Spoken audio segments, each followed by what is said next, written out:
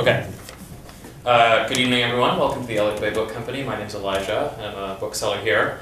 Tonight, we are delighted to host acclaimed author Kathleen Alcalá, who actually is making a return to Elliott Bay. I've just been told by Rick, who said that she first read here in 1992. So this is a special in-store event to celebrate the reissue of her novel, Treasures in Heaven, alongside award-winning poet Claudia Castroluna, who will be in conversation. Kathleen Alcalá was born in Compton, California, to Mexican parents, and grew up in San Bernardino. She has a degree in linguistics from Stanford University. Yay, linguistics. I've got a degree in linguistics as well. An MA in creative writing from the University of Washington, and an MFA from the University of New Orleans.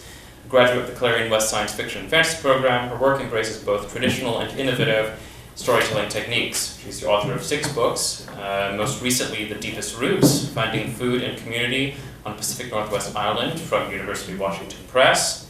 Her recognitions include the Western States Book Award, the Governor's Writers Award, and 2 Artist Trust Fellowships. Kathleen has been a guest professor at Seattle University, the University of New Mexico, as well as a writer-in-residence at Hugo House. And until recently, she taught at the Northwest Institute of Literary Arts, low-residency MFA program. She lives on Bay Ridge Island, where she has been designated an island treasure. Claudia Castroluna is an Academy of American Poets Laureate Fellow, Washington State Poet Laureate, and Seattle's inaugural civic poet. She is the author of Cipota Under the Moon and Killing Marias, both shortlisted for the Washington State Book Award in Poetry, 2023 and 2018, respectively. She's the author of One River, A Thousand Voices, and the chapbook This City. Her most recent nonfiction is There's a Revolution Outside My Love, Letters from a Crisis, and In Mercury's Vault, Poetic Heart of Fort Worden. Born in El Salvador, Castroluna lives in English and Spanish, where she writes and teaches in Seattle on Duwamish lands. And rumor has it that a memoir is forthcoming this fall? Next fall. Next fall, okay, next fall. So, a brief run of show, there'll be conversation between our 2 poets and authors. There will be time for a Q&A at the end, and then we'll wrap up with book signing and purchasing. Both authors' books are available from me in the back. So please join me in giving a warm welcome to Kathleen and Claudia.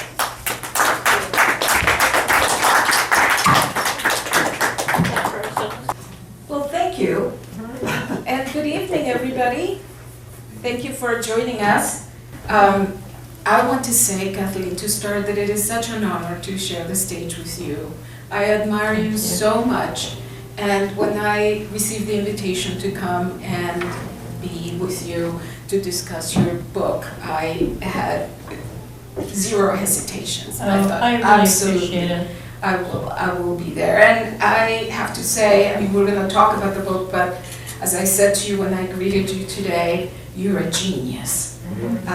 This is an absolutely beautiful book, as your other books are as well. So it was just a joy to read, and I can't wait to ask you some questions and just thoughts that went, Thank you. Well, fly I out. asked you because of Killing Marias. I thought, here's someone who understands the situation, historically and in the moment. Yes, and I could see, you said that at the time, and I could see upon reading the book, your book, how Killing Marias is in a way a continuation of this situation that you're describing so many more decades earlier. But the dynamics between the economy and gender roles and religion continue, unfortunately, to be very At much the moment, the same. So I don't want to spoil the book because I want you all to read it and enjoy it because it's such an enjoyable read. So I'm going to try to frame my questions in such a way that it will get you really interested in the book without giving it away. And I mean, that's one of my goals, and you tell me if I'm saying too much. But essentially, there are 2 female, this is, you know, and I'll say this before I ask that question, I'll say this, as I read your book, I thought another link between this book and Killing Marias is that I have said about Killing Maria is that it is a feminist manifesto in some way, and this book is too a feminist manifesto. And so the main characters in the book are female. There's two very strong and very different main characters, and I was maybe 50 pages into the book, and I stopped and I thought, these two women are extraordinary. And I thought, I have to ask Kathleen, who inspired, who, just in your life or in a, historical character or maybe a literary character, is there somebody who inspired you that you model these characters after? Well, they have two sources. One of them is that in the last two novels, in Spirits of the Ordinary and The Flower in the Skull, she's not too much in that one, is a continuation of a woman modeled on my great-grandmother. And so it's fictional by this book, but I found this book called The Feminist Movement in Mexico until 1942, and it was just this amazing book, a scholarly book that I found in the University of Washington library, and I kept checking it out over and over again. And I finally wrote to the author and said, can I buy this book somewhere? And she said she deaccessioned a copy from her local library, I think in Ohio, and sent it to me so that I could keep using it as a source. And there's so many interesting stories in there about the first woman doctor in Mexico, women running businesses, a conference of women who met in the Yucatan at the invitation of the governor of the province, and just so many things like that. And it seemed like a natural extension of Estela's life. Now, La Señorita, who you would think of as being more complicated as a character, is actually modeled on a woman I knew who lived in Chihuahua, Mexico when I was little. And we called her La Señorita. Oh, And she was like that. She was dressed perfectly and was always in complete control of any situation. So she'd get mad at the children, the rambunctious children. My aunt had 5 children, and so we'd go and visit them every summer. And was she wealthy as well as La Señorita in your I book? doubt it. I doubt that she was wealthy, but you wouldn't know that from reading her. She was so self-possessed and always dressed perfectly. One of the things that I noticed in your book is, and this reminded me of your work with the book about Bainbridge and farms, right? That is that book relies so much on research, and it happened in this book and in the other book that I read of yours as well. The amount of research done to create both the backdrop and just the characters' lives comes through. Just in an amazing fashion, just the amount of research you did. So for instance, this women's conference in Yucatan, which is mentioned in the book because one of the characters, goes there.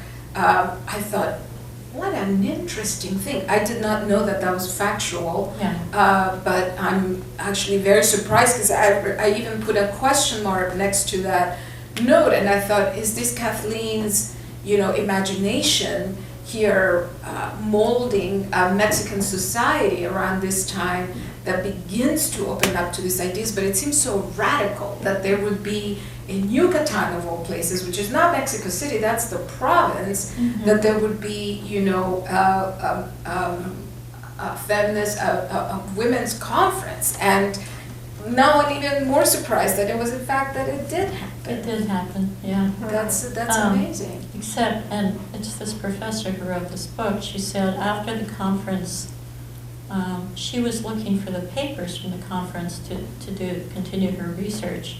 She found them in a box in the National Archives, Los Archivos, untouched since that time. Wow. Wow. So Wow. no one had even looked at them. So she was able to use them. But, I mean, that's sad, right? That nobody cared enough Exactly, to, yeah. to continue it. Yeah, yeah. So since we've spoken about La Señorita, would you read us a passage from Yes. the book? Yes. Estela could hear the dogs barking from the city dump, a horrible wild noise of fear and gluttony. Somewhere a donkey brayed vehemently and stopped short, or was stopped mid-breath. It made her shudder and pull her shawl a little closer. The stars above the courtyard were hard and bright, and Estela could hear the creak and clop of a carriage coming through the streets long before it came to a halt. Before the school, even before the gatekeeper had let her in, Estela recognized the small black bundle as La Señorita. "Why are you staying here?" she asked, motioning at the women sitting and dozing, or talking in small groups. "I don't know. I'm worried Hermelina is gone. And the professor?" "Yes." "Well then," said La Señorita, with a dismissive wave of her hand, "let them be gone. They'll come back."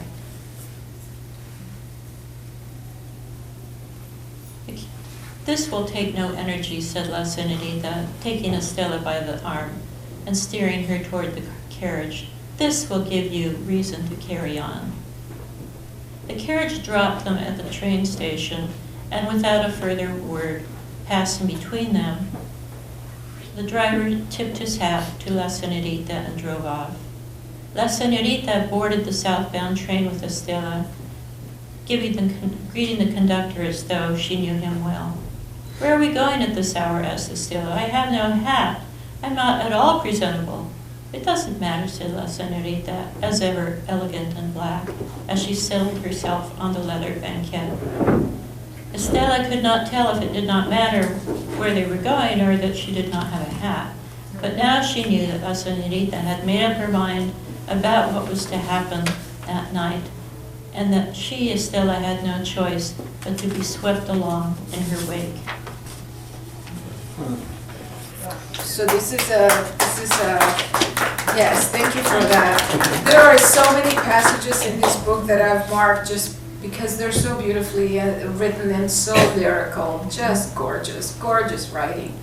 That makes me really happy hearing that from you, because I'm just Yeah. starting to experiment with writing poetry. Oh, some of the passages are very poetic, they're really gorgeous.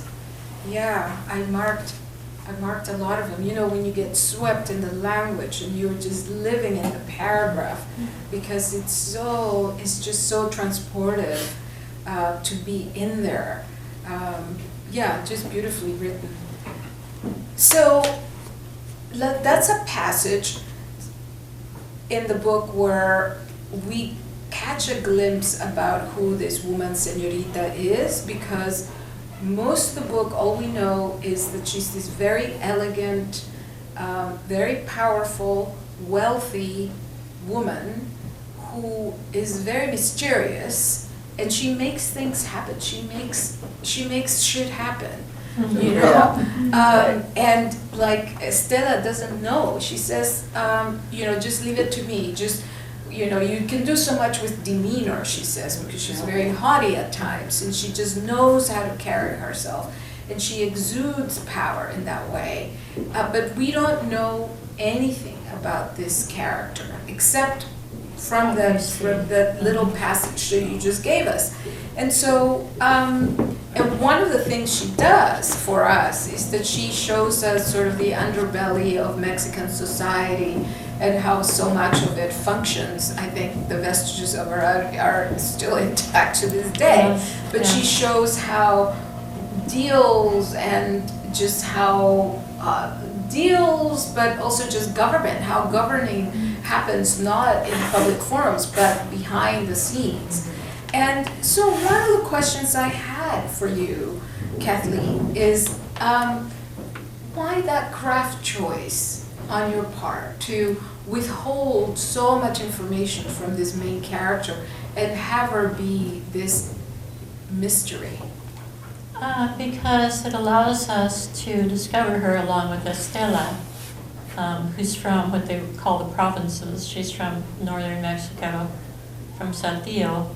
And so she's very naive when she arrives in Mexico City. She thought her life as a single mother would be easier. It turns out to be very hard. And getting hired by La Senorita to run the school really is a lifesaver for her. So I think it's by having us discover this other character through Estela's eyes saves us from the long narrative lump that we used to talk about, where we just directly, the author or the narrator conveys information directly rather than through somebody else's eyes. I see that. And yet, aside from that moment where they go on that train, that's all we have of who this person is, right? Yeah. That instance in that salon. Well, we get a little bit more by the end of that whole scene. There's a long scene that follows it. Yes, Yeah. yes. I mean, you get, but it's still, it's just interesting. I just thought your characterization of this woman, who's the foil to Estela, who's like you said, naive and from the province, and yet they work really well together, but so different, right? Estela, so one of the things I loved about the book is the way in which you have these women embodied. And by that I mean, Estela is a thinker. She's somebody who knows how to read and write at a time when not every woman did. And that allows her to run the school because she's very organized and has run a household before, so she has all these organizing skills. So she is very mental, and she's also in her body, meaning that she had a lover. She had an illicit relationship in the north and comes to Mexico and refines this person. Oh, can I talk about the legislators in Mexico City? Yeah, sure, go ahead. Yeah. There's a whole street in Mexico City, and it's still there as far as I know, where people are sitting with typewriters and probably computers now, and you can go to them and have them write you a letter for someone. So Estela goes to one of these men and has him write a letter to Victor Carranza on her behalf. And they can just deliver it. They just know how to find this person and deliver it. So I love that those still exist, that those are still there. Yeah, it reminded me of Gabriel Garcia Marquez, because there in Marquez also the scribes appear, the letter writers. Yeah. So that was really beautiful to have this moments, I think, of there's I marked one passage where the language was so raw, and what was happening transpired. The action also recalled for me Garcia Marquez, but I was happy that this book is not that. This is Kathleen Alcalá all the way. But there's that little moment where I thought, the scribes for sure, the typists. But so going back to these women. Estela is from the province. She assumes that she's a widow, and yet she goes and has a relationship. She's a lover to this man for many years. And there's a moment on page 34 when she says, Victor Carranza, Victor had awakened to her own true self. She had tasted love with Victor, and it was her own love that she had followed, that had given her the courage to break with her past, with her sedate and pointless life to follow him. She was a different woman than she had been before. She did not miss the old Estela.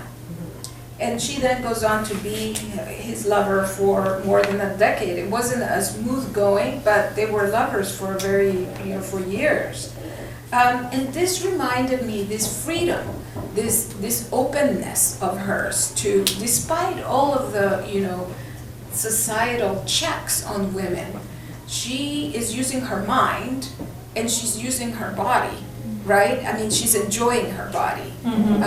And she really needs it, and she seeks this companionship and this way of being in the world, having sex with this guy. And I just thought that's a really modern, is modern heroine, right? In a time in which the novel is set. And what called for me is Audre Lorde. And her essay on the uses of the erotic, which is this essay where she argues that the erotic is a way of understanding knowledge, that is a way of knowing ourselves and gathering knowledge about ourselves and knowing how to be full in the world. And I think this is what's happening with Estela in this case. I mean, this paragraph that I just read, says so. And I wanted to ask you about that. I wanted to ask you what was, going through your mind as you were, crafting this fundamental part of her character. I guess part of it was, why else would she stay with this man? Because it has to be a secret relationship if she's not enjoying it, so she does enjoy it. And it started when she was a married woman in Saltillo, and she encountered him, and they fell for each other. I don't know if it's in love, it's certainly in lust. And so she follows him to Mexico City, and this is what they share. And I think with secret love affairs, there's always a certain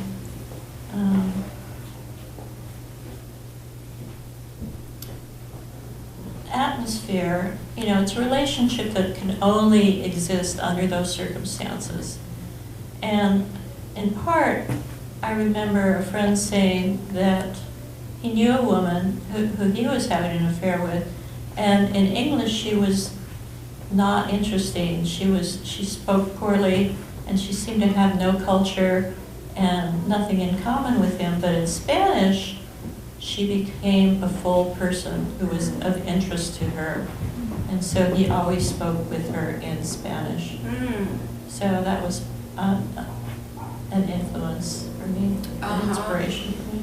Yeah, I do think we're different people depending on the language we speak. Yeah, absolutely.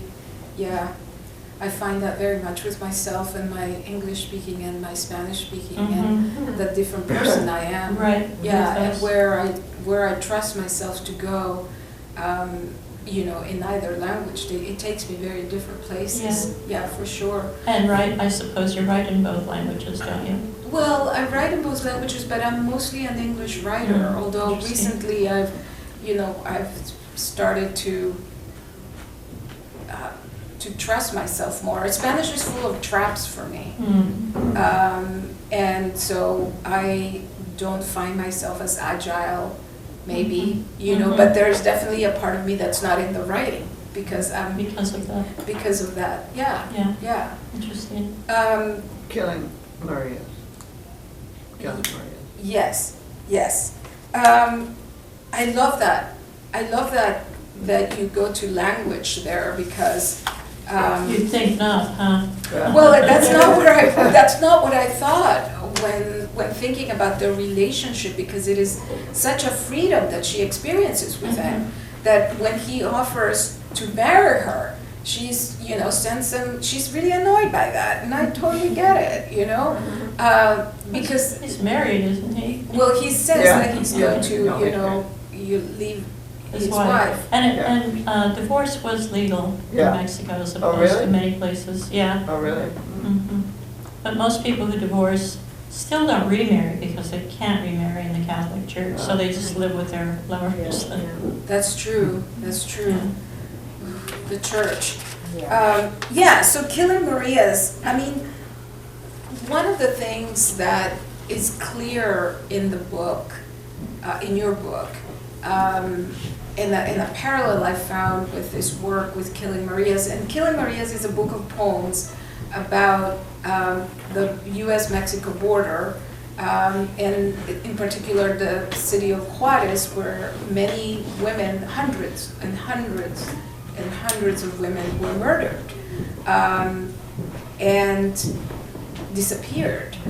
And I wouldn't say that has gone away, but it's not to the point that it was happening like Yeah. 15 years ago.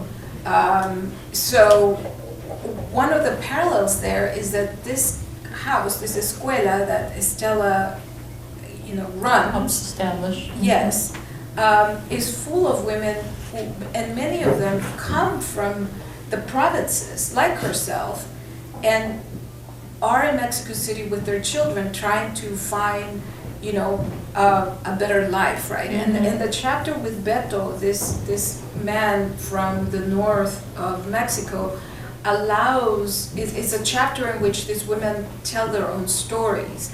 And as they were telling the stories of the different towns and pueblitos, where they lived and they came down, and suddenly here they're in Mexico City trying to do anything, including sex work, to sustain themselves. I was reminded of the women of Juarez, Yes. many of whom are indigenous women. Because of NAFTA, so much changed in Mexico that it essentially rearranged the countryside.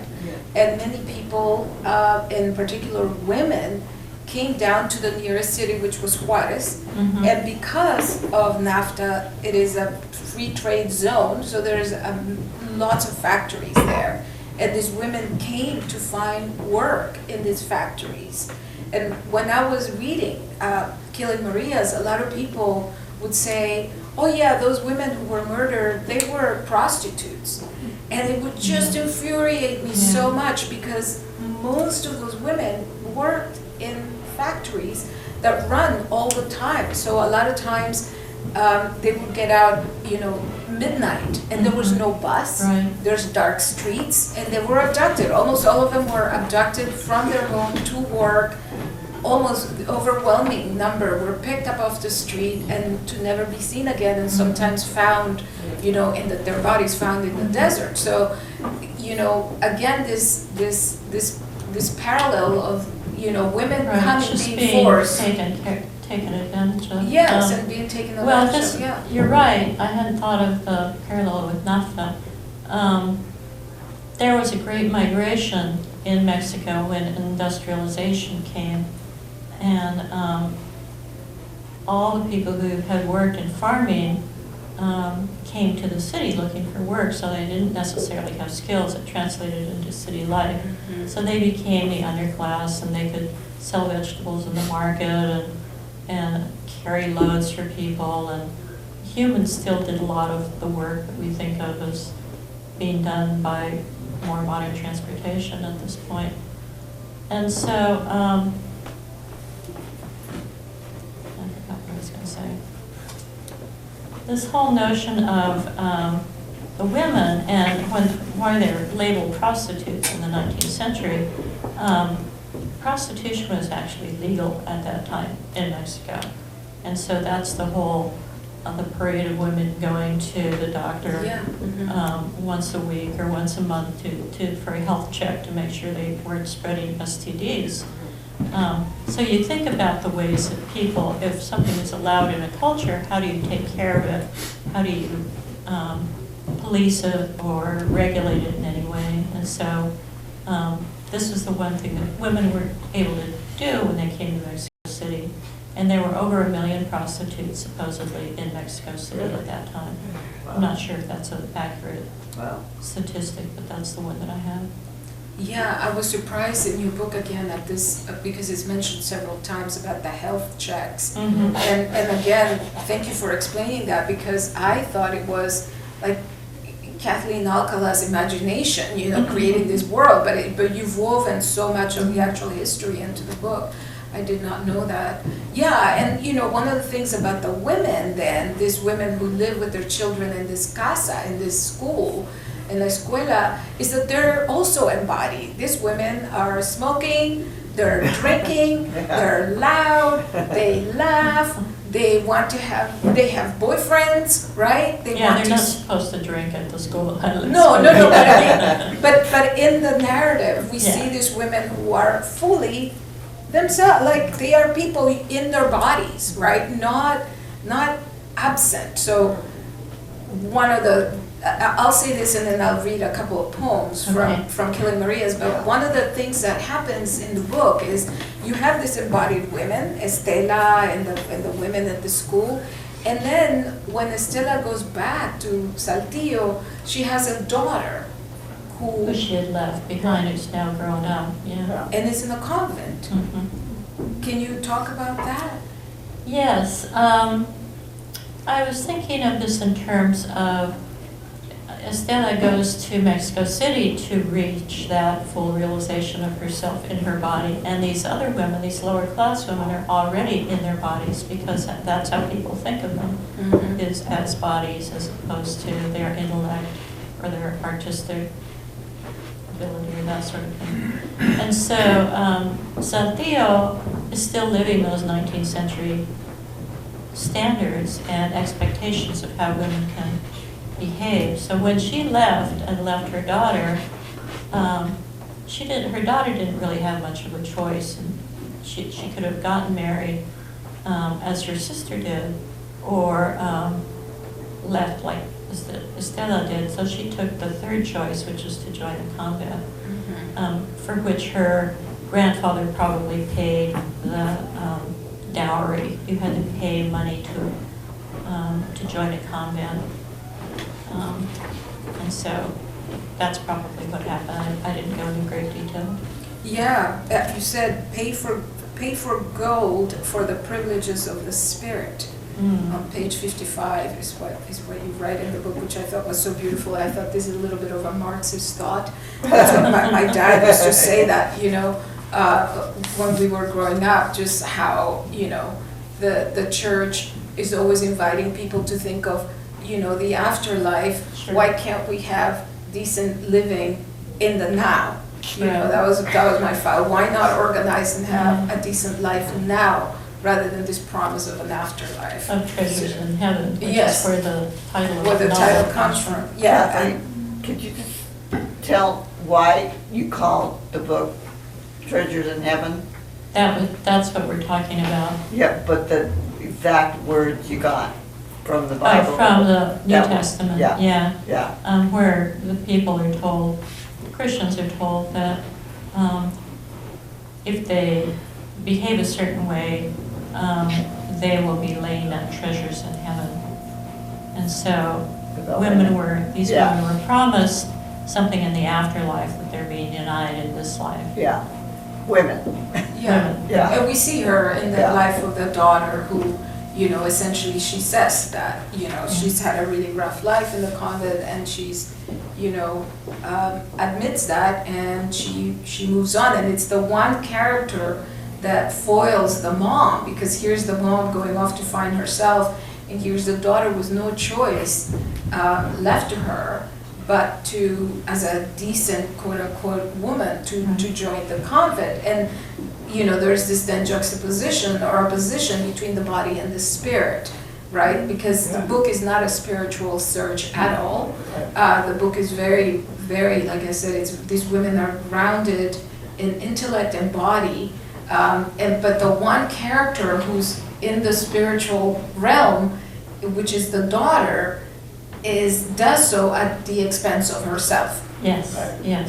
Right. Something has to give. Yeah. So that was an interesting juxtaposition in the book.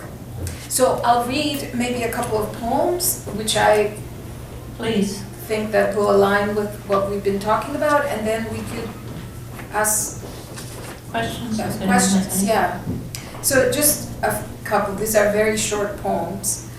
And the poems have the titles of the women who were murdered. So these are actual women's names. And instead of their last name, I used a poetic phrase. So this is titled Maria Agustina Mystical Rose. Dearly beloveds, women's names, pebbles under a stream flowing out to sea.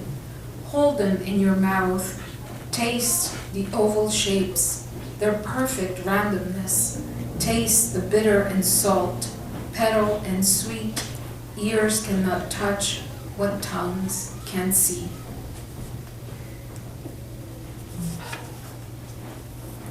Maria Cristina Henning Chrysalis. What would I do for a smidgen of your rebellion, Maria, as a woman to trust the halo of your intuition? I know, you know, courage plummets easily from cliffs of doubt, both imposed and self-harvested. How to make manifest what the mind knows but the eye cannot yet see? How to pluck hope from the terrace gardens where it grows? I think about the nature of change, the transfiguration of grain to woman, the audacity of salt to embolden water into ocean, the urge to break free. Wow. That poem is very much aligned to your book. Yes. The urge to break free. Yeah. And one reason I like Killing Marias, even though the topic is so hard, it makes one look away, is because she gives specific identity to each of these women. Yeah. Yes, and I try to couch the violence. I try to work really hard in this book with language that is really beautiful to honor the women, to counter the violence of that they experienced. So I'll just read one more. This is called Maria Rosa, Sister of Spring. And here I was thinking about what you mentioned about the power of story, which is another theme in the book, and who has the right of story, who gets to write or tell their stories, and why this is important. That's another theme. So Maria Rosa, Sister of Spring. I write of you, my wrist against misogynist fists punching day and night. I write of you, the echo of your scream harnessed by my yellow pencil. I place you in this rose garden, nothing really blue, just notes soaked with life. Thank you.